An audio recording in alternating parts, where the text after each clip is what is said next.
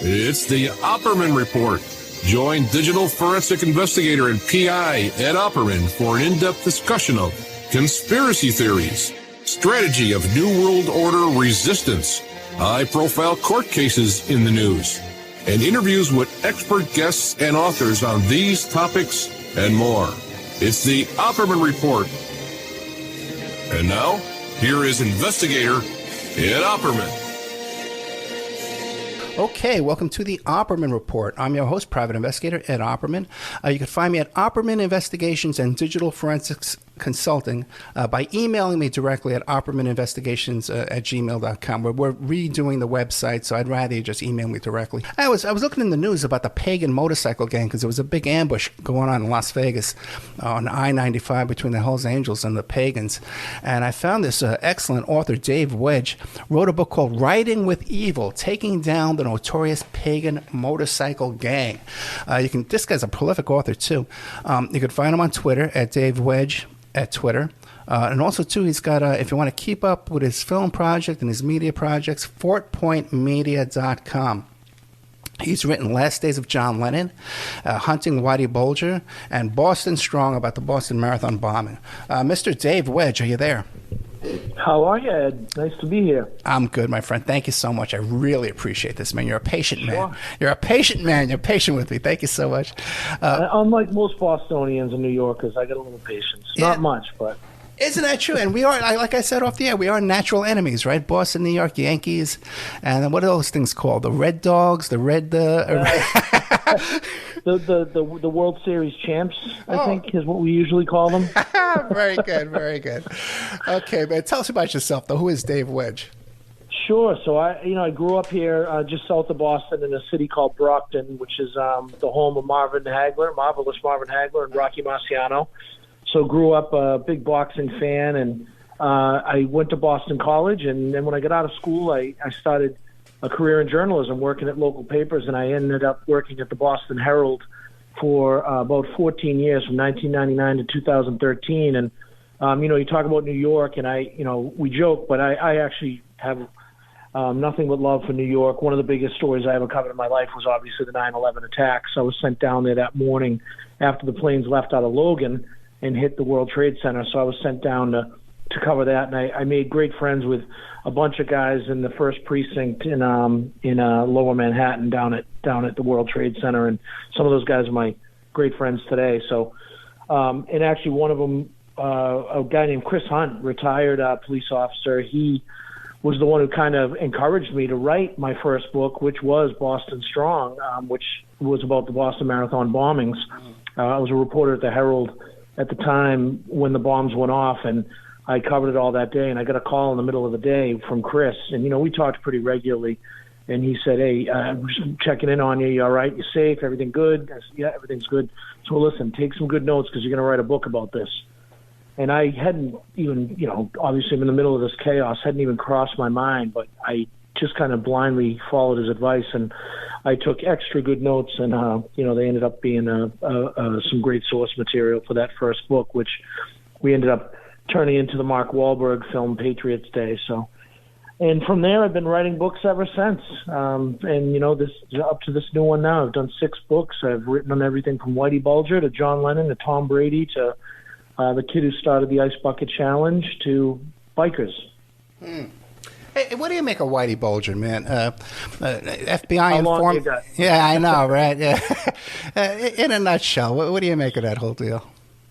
Yeah, so, our book, basically, it's called Hunting Whitey, the inside story, the capture and killing of America's most wanted crime boss. And really that subtitle is what the book's about. It's not, we tell a little bit about the history of the case and all the FBI informant stuff, where, for your listeners that don't know, Whitey Bulger was the head of the Boston crime syndicate called the Winter Hill Gang.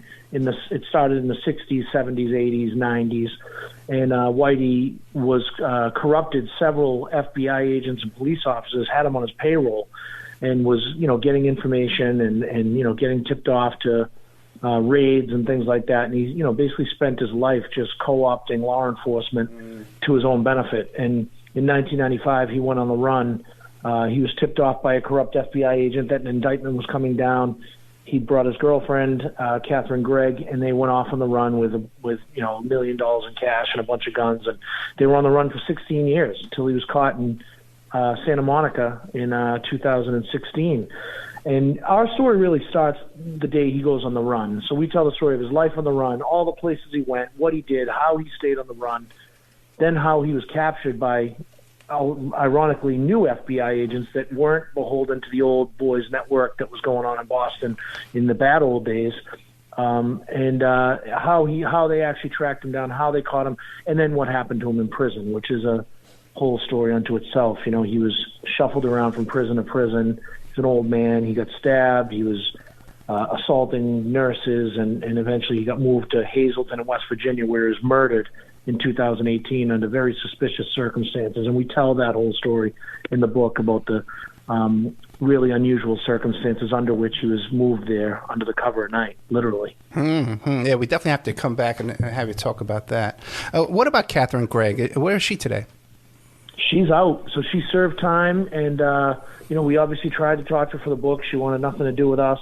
But she's really the key. She knows all the secrets, but she won't talk. She's a true gangster's moll. She's got her mouth sealed shut. And, her attorney is someone that we talked to for our book, Kevin Reddington. And, she basically served her time for being an accomplice to him being a fugitive from justice. But she wasn't charged with any of the racketeering or any other crimes. She had nothing to do with that. She was really just on the run with him. When they got caught, she was with him, obviously. It was at their apartment in Santa Monica, and she was taken into custody along with him without any incident at all. But they did find, as I said, $800,000 in cash in the apartment, stuffed in the walls, and they found, I think it was 20 or 30 guns, all loaded. So he was ready to shoot his way out, and they were afraid that he was going to use her as a human shield. And fortunately, they were able to lure him out of the apartment. We tell that whole story in the book. And the last thing I'll say about that book, that was quite an incredible story. I never really considered writing a book about Whitey Bulger because I'd covered the case over the years for the Boston Herald many, many times. There have been a lot of books written about it. But when he was murdered in prison, me and Casey, my co-author, talked, and we said, someone's going to write the end of the story. We should give it a shot. So we did. And we ended up getting over 70 letters that Whitey Bulger had written himself to different people, friends and former inmates and things like that. So when you read that book, a lot of what you're reading in there is Whitey's actual words where he's, this isn't secondhand information. It's right from the horse's mouth. So when you read about how he was arrested in that garage in Santa Monica, it's directly from letters that Whitey wrote where he described what happened. So it's pretty cool. Yeah, that's gold. That's gold. Make it your hand something like that. Yeah, it's pretty good. Yeah, now what about we got lucky. Yeah, well, I'm sure that's hard work too. Luck is a lot of hard work. No, that's it. What about any indications that he was in touch with his old Confederates or any kind of underworld figures? Yeah, we talk a lot about that in the book. He used to take his car, he'd buy a car in cash when he was in Santa Monica, and he'd drive from Santa Monica to the Detroit area and make phone calls there from Detroit to throw off whoever might be tapping the phones. And he'd call back to his family and friends. We spoke to Catherine Gregg's twin sister, Margaret McCusker, back here in South Boston. And she was very clear to me when I sat with her in our house in South Boston while we were writing the book that Catherine called her every other week. She talked to her every other week, and she knew they were in California. She didn't know exactly where they were, but she knew they were in California. So, in my opinion, poor law enforcement work if they didn't know that. I don't know why they wouldn't have her sister's phone tapped, but it certainly was a little eyebrow raising to me. Yeah, at least the phone records, you get a copy of the phone bill. Or interview her, and at some point there was a lot of people that knew where they were. Right. I'm not one of these people that subscribes to the notion that the FBI was hiding him out on purpose, but I do think there was people in law enforcement and certainly a lot of people in South Boston knew where he was, and it took some agents to not have any ties to those old days to really lay down the hammer and find him. Hey, I grew up in Staten Island, And all people are always getting busted down there, and these old guys. We knew that you talk about Whitey Bulger having all this cash in the walls of it. This is so common. In the walls, they hide their money in the walls of where they're living, and these guys are getting busted left and right. No one ever went in there and said, "Hey, we found all this money." Not once. Well, it's funny, where you think about it, where would you keep cash? You can't put it they can't put it in the bank. That's how they get caught. They see all these cash transactions. So, the Bulger stuff, and we have great pictures in the book. You can find them online where, the money was all stacked up and wrapped in plastic and stuffed in the walls. And it's, those old gangsters were a resourceful bunch. Yeah, they know how to wrap it. They know how to wrap that money to preserve it, And he knew how to stay on the run. This guy was a professional fugitive. He was ready for this. He planned for it for his whole life. So that was a fun book to do. Yeah, one last question about this too. What about these drives? It's not a short drive from Santa Monica to Detroit. He had fake driver's licenses, all that stuff? He had all sorts of fake IDs. As I said, he was a professional fugitive, so he studied the ways to stay on the run. And when they arrested him and they searched the house in Santa Monica, the apartment, they found all sorts of books on making fake IDs, how to stay on the run, how to escape prison, like all sorts of books that he read to be a student of how to be a fugitive. And it worked. He had ID. He spent a lot of his time, and we tell these stories in the book, he spent a lot of time around Santa Monica. At one point, he found a homeless guy on the beach in Santa Monica, and he paid the guy a few bucks to give him all his personal information. And Whitey went and got a ID made in the guy's name. He would go to casinos and sign up for the loyalty cards, the rewards cards in these fake names. So he had more fake IDs, and he just did it all the time. Gotcha. Okay, yeah, that's. He was good at it. Yeah, that's the new way now. You got to find somebody, and take all their information, like a homeless guy, like you said. Yep. Okay, now let's get into the Pagan motorcycle. Riding with Evil, taking down the Notorious Pagan motorcycle gang. Now, your co-author in this, Ken Croak, was he like he was the cop that was in there undercover? Yeah, so Ken is a retired ATF agent, and we knew each other through a mutual friend. We both played pickup hockey here in Boston, and one of the there's a bunch of ATF guys that played in the morning, and for some reason they would let me play a reporter, but I played with these guys for years, and I got a call one day from one of the ATF guys, and we had just finished the Whitey Bulger book, and he said, "Hey, listen, what are you doing for your next book? I think I might have a story for you." And I hear that all the time from people, but it's like it's the one time you don't take that call or that meeting that you miss a great story. So I said, "Yes, absolutely. Let's go." Worst case scenario, I reconnect with this guy that I knew, a little bit, and we went and got a coffee and sat and listened to him. He started telling me the story, and after about 5-10 minutes, my jaw was on the floor, and I said, "Man, we got a book here." And he said, "You think so?" I said, "Absolutely." So we teamed up and we started writing the book. So he was based in the Boston FBI office, and he started his career out in L.A., and he worked in the Rampart Division, and he worked undercover. He did all sorts of undercover work with the Crips and the Bloods and MS-13, and then he did a bunch of stuff with white supremacists and terrorists that were buying bombs. ATF does a lot of gun trafficking, a lot of explosives handling and trafficking. And he eventually wound up back here in Boston, so he had all this experience. He worked on a famous biker case out in L.A. involving the Mongols, where another ATF agent went undercover and joined the Mongols, and Ken was part of that case. So he had some experience, and they got a tip in the Boston office that the Pagans wanted to set up a chapter here in Massachusetts, and through the Devil's Disciples, who was a partner club of the Pagans. And Ken started kind of just working the case, and he went undercover just to kind of get some intel and meet these guys and try to find out what the heck was going on. And they took a liking to him, and next thing you know, he was hanging out with them kind of regularly. And as Ken tells it, he didn't intend this to be a 2-year infiltration, which ended up being what it was. He was just trying to gather a little intel. But when a door opens in a case like this, you kind of just have to follow it where it leads. And in this case, it followed, led right into the belly of the beast. Now, when you have these nationwide motorcycle clubs, they have as members that are attorneys. They have as members private investigators. They have as members ex-cops and sometimes, bail bonds, all kind of guys who know their way around this system and stuff like this. That must be the toughest place to infiltrate. So the Pagans are a little different than the Hells Angels. The Hells Angels are a much bigger organization, but the Pagans are much more violent. And they're really true outlaws. There weren't a lot of guys in the Pagans that I found or that Ken came across that fit that description he's saying.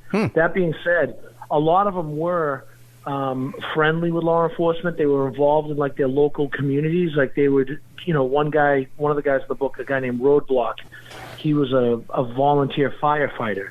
And why they do that is so that they can, give the appearance of being a kind of credible person. They can gather intel from, people talk in small towns, and they can, they can find out, what the cops are up to and that sort of stuff. But most of these guys were just straight up criminals, most of the guys that we write about in the book had pretty extensive felony records. But they're very smart. You're right. And they know, much like Whitey Bulger, they were experts at doing background checks. And the thing with the Pagans is why this is such a great story is the Pagans MO, and really their badge of honor was that they had never been penetrated by law enforcement ever in history until Ken did. And Ken is the only police officer still to this day that was ever able to get inside the gang and become an actual patched-in member as a cop.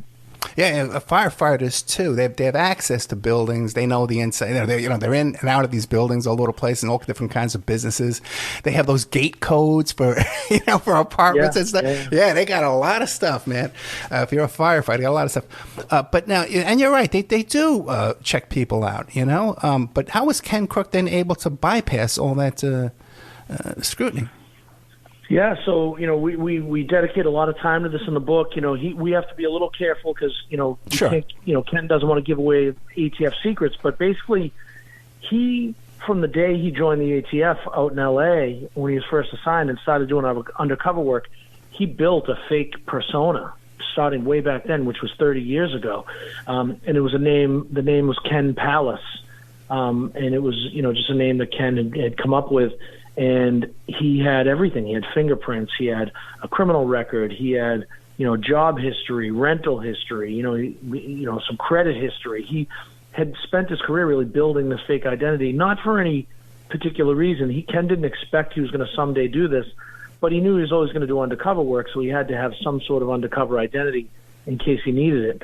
And that proved critical in this case because when the door was open for Ken to start to make his way into meeting these guys and potentially even joining the gang, he needed a long history of a fake identity because these guys did deep background checks on him. They would go to his apartment, look through his junk mail. You think of something stupid like that, like junk mail. Like if you go to an apartment and, there's no junk mail on the counter, or if you're looking around someone's apartment and you can't find anything with their name on it, these guys would be suspicious.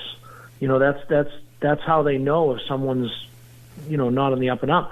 But they went, Ken had that. So when they did go to his apartment to check him out, he had pictures of him and his fake girlfriend up in the apartment. He had, mail that would come to the house in the name of Ken Palace. It was, he'd just leave it on the counter. So those are the little tricks that they do, but it's hard to do, and it takes a long time. It's not easy.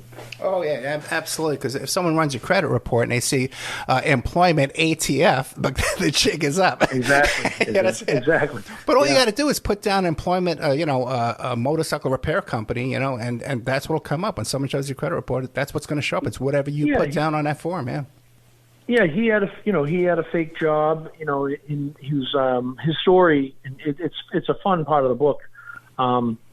His story was that he was a part-time auto mechanic working in New Bedford, Massachusetts, which is kind of a rough seafront town, about 40 minutes south of Boston, right on the ocean.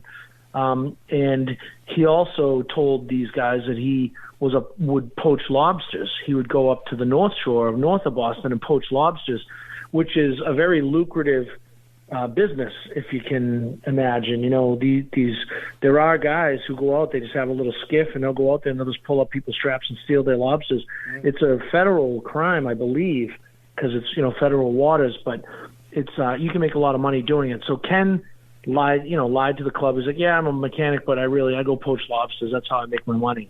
And, you know, he's also told him he sold drugs, which helped him to gain some credibility too. So he was just constantly building this narrative of you know, being this kind of outlaw that they would trust in a criminal sense. Now, when you go deep undercover like that, it's 24 hours a day. What about his family and his friends? And yeah, so that's a big part of the book. He as I said, he starts meeting these guys, and it was really just a case he was working on, but it became clear pretty quickly that he was going to have an opportunity to actually get inside. Once that happened, you know, he had to have a talk with his wife, and his wife was a retired agent herself. She had done undercover work, so she at least knew the job, and they had 3 little girls here in Massachusetts. And eventually, as the case moves forward, Ken meets the Pagans, and they like him, and they ask him to be a prospect, which means basically a recruit, where they kind of own you, and you have to do everything they tell you, and if you don't, you could be, you'll obviously be kicked out, but it could be a lot worse. You could be killed, and Ken was aware of them killing prospects in the past. So he gets the opportunity to actually prospect, but they said, you know what, you got to move down to New York. So he ended up moving down to Long Island, New York, and he lived with these guys, and the case ended up lingering on for almost 2 years down there. So he was away from his family for those 2 years. You know, he would find ways to sneak back, and that's kind of where the lobster poaching thing and the drug dealing story came into play. He could tell these guys, he could say, hey, I just picked up, a kilo of cocaine. I got to bring it up to Massachusetts and sell it. And that would give him some time to escape the oversight of the gang, get up to Massachusetts, and he could, go see his family. But he didn't see them very much over those 2 years. It was hard. Okay, now that's if he's living with these guys, he's a married guy, he's got a family, like you said, and he's living with these guys. Now they're expecting him, hey, to be chasing women and stuff like that, and strip clubs, and using a little bit of drugs here and there, a couple little petty crimes, muscling some guys. Hey, we need you, especially if he's probation. There's they're pulling you out there all the time. How does he do all that? How does he be dancing both sides of the track? What's he doing? Yeah, we that's the big heart of this story. There's a lot of techniques that he used, and but he ended up bringing in a female partner who posed. She was an ATF agent, and she posed as his girlfriend. So that's how he kind of covered himself with the womenizing sort of stuff. Right. He could use her as an excuse and say, "Listen, Stephanie will kill me if she, because you're right. There are parties and the guys will be like, yeah, there's a girl over there that wants you, Ken, and he would just say, yeah, no, I'm not interested. Stephanie's around. She'll kill me, And that was credible. The guys buy that, If he just said, no, I'm not interested, they wouldn't buy that, So everything he did was, he set himself up very well to have escape hatches every time he needed them. And when it comes to the petty crimes and that sort of stuff, he did, when you go undercover like this in these cases, you have to get permission from the district attorney, or in this case, the U.S. attorney, to be able to commit low-level crimes, such as assault and things like that. So, he couldn't go beat the living daylights out of somebody, but if there was a beating in, or a gang fight, he couldn't stand on the sidelines and watch. He had to participate. And how he did that, there's a couple scenes in the book, we explain it. He would just try not to hurt anyone too bad, and he would throw some punches but kind of pretend to miss and glance them off the ground, punch the ground and, kick someone but miss and hit a car, So he just was very, calculated, protected himself. A lot of times he could wrestle them because he was a big, giant guy and he was stronger than most of the other people involved. So, but it was very, very delicate balance, as you said, and it was a difficult, stressful operation for him. Okay, but a lot of the income from these clubs comes from extortion, the strip clubs, tattoo parlors, and will you throw a fake Molotov cocktail at the window? What do you do? You call the fire department first. What do you do? Yeah, no. So he participated in. He bought a lot of guns. He bought a lot of drugs. He went along with them on shakedowns, and it's funny because I asked him that question. the shakedowns generally aren't violent because it's implied violence. It's intimidation. 5 pagans show up and they look like Ken. Ken's 6'4", 275 pounds at the time. No one. You got a bartender that's 5'9", 150 pounds. He's not going to have much to say. Here's the envelope, guys. So that's kind of how it worked. But he definitely got in some dicey situations with other bikers, and we run through some pretty wild scenarios that he was able to get himself out of by thinking on his feet. Sounds fascinating, man. Riding with Evil, taking down the Notorious Pagan motorcycle gang. Ken Crook was the cop involved, but our guest today is Dave Wedge. You could find him once again at Dave Wedge at Twitter. His media company is 4pointmedia.com. Keep an eye on that to see what project he has coming up next, because he's written about everything. The Last Days of John Lennon, Hunting Whitey Bulger, The Boston Strong, about the Boston bombing. The book we're talking about today is Riding with Evil. Dave, man, what did they want to try and catch the pagans doing? What are they notorious for doing? Crimes. So they're big racket. I mean, they do everything, but their big crimes are really drug dealing, weapons trafficking. They make a lot of explosives and they traffic in explosives. But they also do the old school rackets, extortion, strong arming, a lot of, there's murder for hire. There's connections with the mafia, where the mafia will hire pagans to take care of people and get rid of them. So in this case, Ken didn't go into it with let's get them on this. He was like, he wanted to figure out what we're talking about. Where's their, what is their main business, and what are these guys up to, and how can we tie it all together and create a federal RICO case, which is, racketeering, corrupt organization. And that's ultimately what they ended up doing. And for your listeners that don't know, a RICO case involves proving that an entire organization is involved in criminal activity. And it's very complicated. It's very specific criteria, which involves, a leadership structure that is paid by members as part of the plan to advance the criminality of the entire organization. So, and that's really what they did here. And Ken was able to build quite a case. And what kind of crimes did he catch him doing? Everything I said. Everything short of murder. I mean, there was assaults, there was guns, weapons trafficking. There was he was able to seize some explosives that they were going to use to blow up the Hells Angels hideout. A lot of drugs. He got a lot of crystal meth and cocaine. Like I said, assaults. There was some really violent assaults that happened, and the strong arming and extortion. They were shaking down bar owners in New Jersey, and then they were kicking that money up to the Mother Club, which is the kind of the top of the organization, the boardroom, for lack of a better term. Gotcha. Now, did he have any close calls of being caught while he was undercover?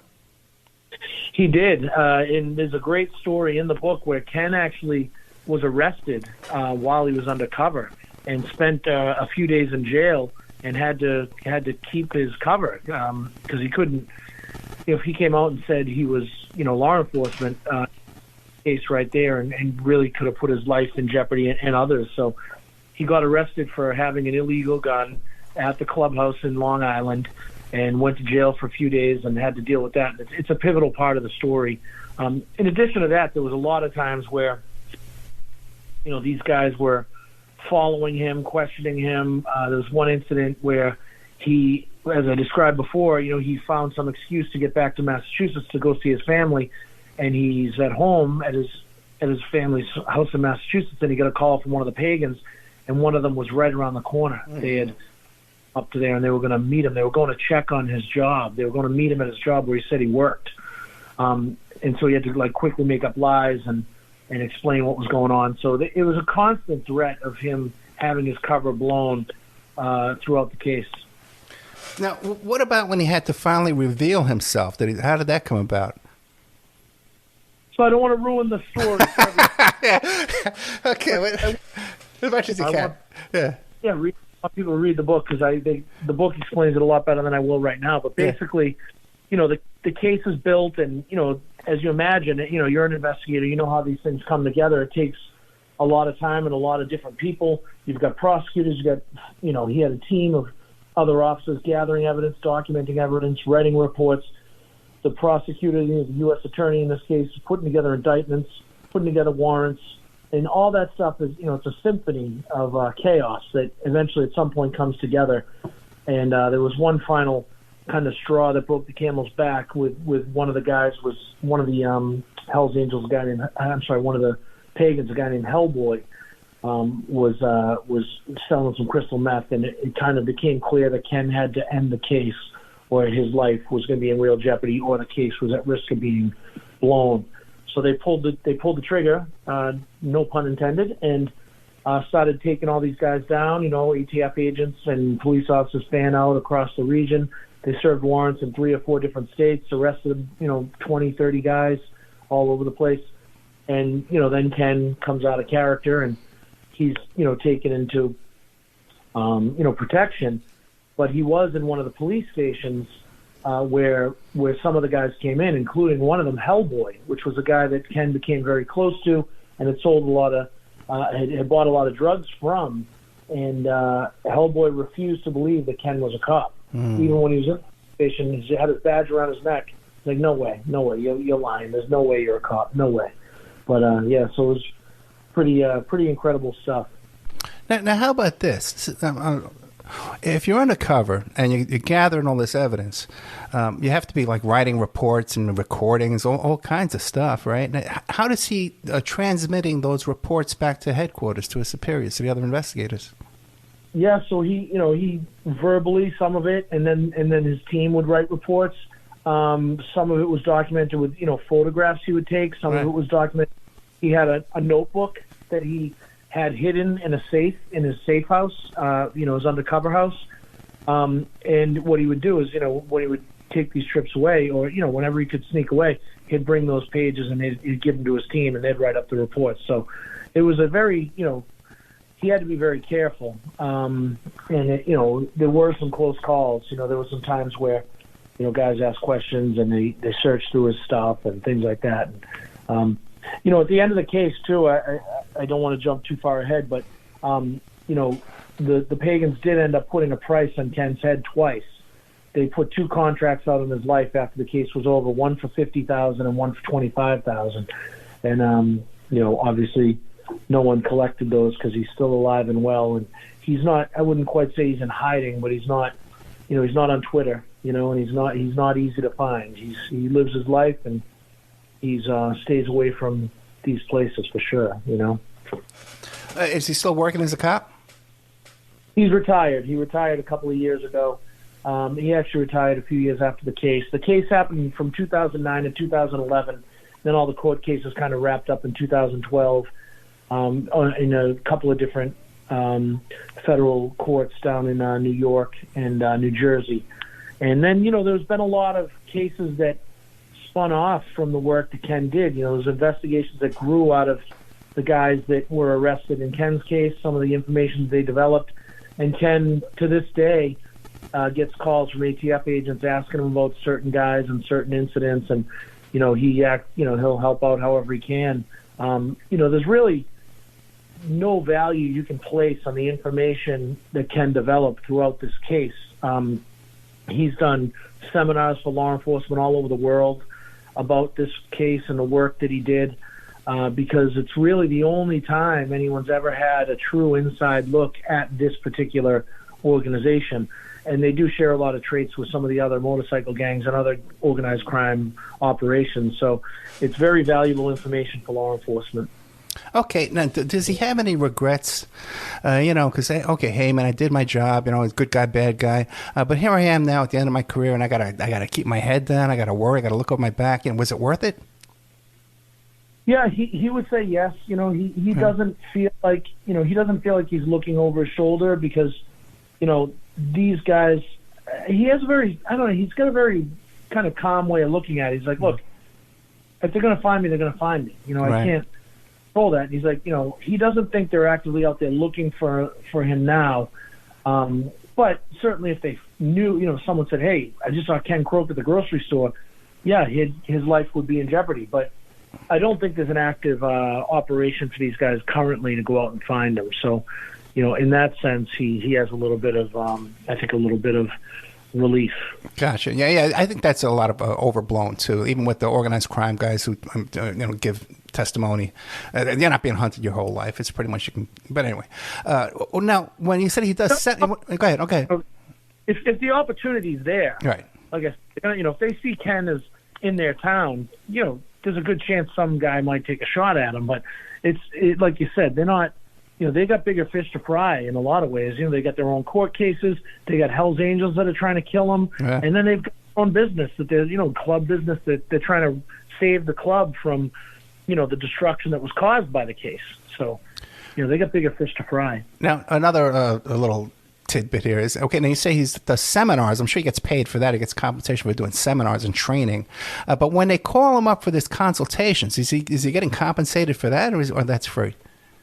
I really have no idea, but I think it's probably just professional courtesy stuff mostly. Ken does have a job. He works as a security consultant. Right. Not around Massachusetts in a southern state, but he I think a lot of these guys, the ATF, it's a fraternity, and I think that these agents, anywhere in the country will say, if they got a hot undercover case, like, you need to talk to Ken Croak. He knows. There's like 3 or 4 guys that are alive from the agency that everybody in the agency knows. Like, they're the experts. So they call him for professional advice, I think, and I think Ken's more than accommodating all the time. Gotcha. Okay, so now you say they rounded up 20, 30 guys, 20, 30 pagans. Now, when you got like a drug cases, everyone's quick. They want to make a deal right away. But with these motorcycle clubs, it's almost like a cult. They're all, sometimes they're related. They're dating each other's, cousins, or they're married to a girl. You know what I mean? They're like incestuous. It's an incestuous bunch, more than even I think organized crime types. Mafia. There's no mafia, but what they used to call it mafia in the movies. But what do you make of that, man? Were they able to get guys to flip? They were. I can't give too many specifics on that, but. A lot of guys were facing a lot of time, and they did shorter sentences. So read between the lines, and all of them pleaded guilty. Everyone involved in Ken's case cut a deal. So some did flip to give more information, and some just were able to, cut deals, save the government money on a trial. But there's, most of them have served their time already. It's been 12 years. But there are some of them that are still locked up from the case, and there's a couple that are dead. Yeah. Any cases still open? As I said, nothing specific from this case, but there's always investigations that grew out of this case. Some of the guys that were involved in this case have since become involved in other cases, in RICO cases and other stuff. And the club is continuing its activities. They're actually. Since this case, they've expanded, and there's a current real push on recruitment because they are involved in a lot of feuds with the Hells Angels currently in Massachusetts. Here, there was an incident 2 weeks ago where there was a fight between the Pagans and the Hells Angels down in Fall River, Massachusetts, and there was seven guys stabbed. So it's still going on. They do have a chapter here now in Massachusetts, and they actually now have a chapter on the West Coast as well. Oh, you know what? I was talking to you about this off the air. That might have been the Vagos that had the beef with the Hells Angels in Nevada last week. I think it was the Vagos. It probably is, because the Vagos are actually a support club of the Pagans. And, in fact, there's a chapter in the book where the Vagos came to Massachusetts. To Long Island, New York, where Ken was when he was in the Pagans. And they had a big summit, the mother club from the Vagos and the mother club from the Pagans, where they were trying to build an alliance. And the Vagos actually wanted to, partner up with them in New York and out on the West Coast. So you're probably right. It probably was the Vagos. They hate the Hells Angels. Yeah. Yeah. Okay. Now, what about these people? They'll say, "Oh, come on, the FBI and the government. There's just what do you call it? Persecuting these people, And they do these fun runs and these toys for tots, and these are all family people. And when you see them on those Toys for Tots runs, they all look like nice, happy people, right? But it's the same guys. What do you say? Well, look, I mean, I'll go back to the Whitey Bulger example. Whitey Bulger used to give out turkeys every Thanksgiving in the projects in South Boston. And, he did a lot of things charitably. He gave money to a lot of his people in the neighborhood. It was really buying silence. And it was creating an image of being a kind of Robin Hood figure. And I think it's a similar thing here. Do I think there are guys in the Pagans that probably legitimately care about other people and do nice things for their community? Absolutely. But that doesn't mean they're not criminals. And as I said, in the experience from the research I did and from what I learned about this case, there weren't too many of these guys involved here that didn't have felony records. Most of them do. And as I said in the beginning, the Pagans are particularly known for being real outlaws. The Hells Angels are known to be a little bit more mainstream. They have a lot of bad dudes too, but the Pagans really, most of these guys are true outlaws in every sense of the word. So I think a lot of that is just kind of a facade. Right, and like you said earlier too, it's really the intimidation factor. They just, after you snort a line of meth, or you had a couple of beers, you look a lot more intimidating than you did when you're with your wife and kids on a fun run. So you can walk into that bar and intimidate people just from your outfit and your bad breath, Yeah, and it's a big part of the lifestyle is intimidation. Ken tells a story in the book where he was down in Elizabeth, New Jersey on the boardwalk, and they're shaking down bar owners, and he's walking with a group of Pagans, and it was during a one of these bike weeks where everyone down there is kind of a biker enthusiast, and the Pagans, there's ones that involve the Hells Angels, and there's ones that involve the Pagans, and they don't go to each other, so there'd be bloodshed. But Ken said that at this one in New Jersey in particular, the Pagans were we were like celebrities. And he said that he tells the story that a woman came up to him with a little boy, and the little boy wanted his picture taken with Ken and a couple of the other Pagans, like they were, playing for the Red Sox or the Celtics or something, and Ken took the kid aside, away from the other members and was like, listen, kid, don't ever be like me, And it's, it is, they're out there in the community, they are involved in some bad stuff, a lot of drugs, a lot of guns, and the drugs that they're involved in, it's fentanyl, it's crystal meth, it's cocaine, it's stuff that kills people. They partner up with other organized crime factions, whether it's La Cosa Nostra or the Russian Mafia or the Crips and the Bloods. They're all selling and dealing to each other, and they're doing nothing positive for their communities in most cases. Yeah, that's so true. And you mentioned New Jersey Shore. I remember back when I lived in New York, on Staten Island, down in Wildwood Crest. We had a little house down in Wildwood Crest, and the boardwalk down there, when you threw your little darts at those little balloons, right, and you'd win a little stuffed animal, the guy that owned that booth had to buy his little stuffed toys from one of these motorcycle gangs, clubs, Yeah. So they're paying like 3 times, for this little stuffed duck, you know what I mean? Because they got to buy it from this guy. Otherwise, when they're walking home, they're going to get beat up. Some kid, working his booth is going to get beat up. And they affect everything that you don't realize. Yeah, big part of this case took place in Wildwood. That's the Road to the Shore, and it was an annual event. Ken went to it a couple times, and that's a pagan event. And there's some real bad stuff that went on at that. You can read about it in the book. Hey, anything? I'm down in Florida now, and one time I was driving up north I-95, and I saw a motorcycle club down here. They had hoods over. They had black hoods over their heads. Have you heard of this? I couldn't figure out who they were. I have not, but there has been a resurgence in motorcycle gang culture. Yeah. In recent years, and there's a lot of new people joining up and new gangs sprouting up and all that. So nothing surprises me. Yeah, this was a new one for me, and the hairs on the back of my neck stood up. So now, Dave Wedge, what is Dave Wedge working on next? Well, I'm still working on this book. We've got some things in the works with potentially turning this into a TV series or a film. Casey and I, my co-author Casey Sherman, who I wrote a few other books with, are working on a turning the Whitey Bulger book into a TV series as well. And then, I'm kind of gearing up to do the next book. I'm taking a little bit of time to kind of figure out which story I want to do next. I have a couple of different options, and I'll probably make that decision soon. But and doing some magazine writing, and I'm always doing new projects, trying to tell stories. That's what I do. Yeah, I just noticed this book just came out March 15th, 2022. So this is what you're doing now. This is the recent thing. Okay, Riding with Evil, Taking Down the Notorious Pagan Motorcycle Gang. And if you check out the hardcover version here on Amazon, all 5 reviews, man, it's like one bad review, one star review. I can't imagine what that guy's complaining about. He's probably in the club. Yeah, you spelled my name wrong. Dave, but keep an eye out for his other books there too. Last Days of John Lennon, Hunting Whitey Bulger, Boston Strong.